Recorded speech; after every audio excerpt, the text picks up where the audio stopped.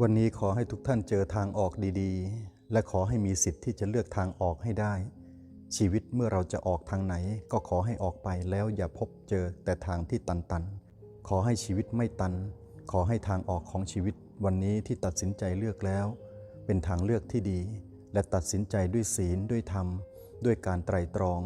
ด้วยเหตุด้วยผลด้วยสติด้วยปัญญาขอให้ทางออกวันนี้ที่ทุกท่านจะไปเจอขอให้จงเป็นทางออกที่ดีออกไปแล้วให้เส้นทางยาวไกลรุ่งเรืองเจริญราบรื่น